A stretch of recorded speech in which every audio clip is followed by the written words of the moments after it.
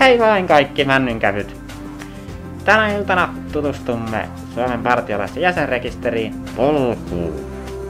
Usein ajatellaan, että polun käyttäminen ja sen kautta ilmoittautuminen on jotenkin monimutkaista tai kummallista. Mutta ei.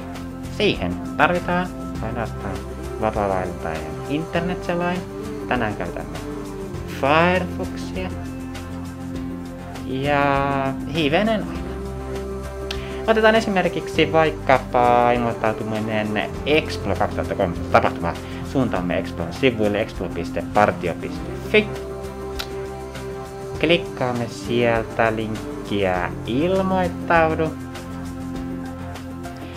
Ja valitsemme, että olemme samoja. Klikkaa tästä. Avoittaa. Tarvitsemme vain ilmoittautumistunnuksen, joka löytyy jäsenkortista. Sen jälkeen kaikki onkin helppoa. Polku kyselee kysymyksiä ja me vastaamme. Ensimmäisenä lähiomaisen nimi. Se on helppo. Lähiomaisen puhelinnumero. Se on vähän vaikeampi. Allergiatiedot ovat tärkeät, jotta ruoka maittaa ja myös läsnäolijalla kavereilla vieressä on hauskaa. Extra-tapauksessa hankala kysymys on se, että mistä nousen junan kyytiin. Minua kiinnostaa humppila, joten ruksin sen. Vielä on vaihtoehtoja. 3 mieluisinta aktiviteettia per tasku. Minua kiinnostaa teatterin, uudisia liikunta ja tuntemattomat ihmiset.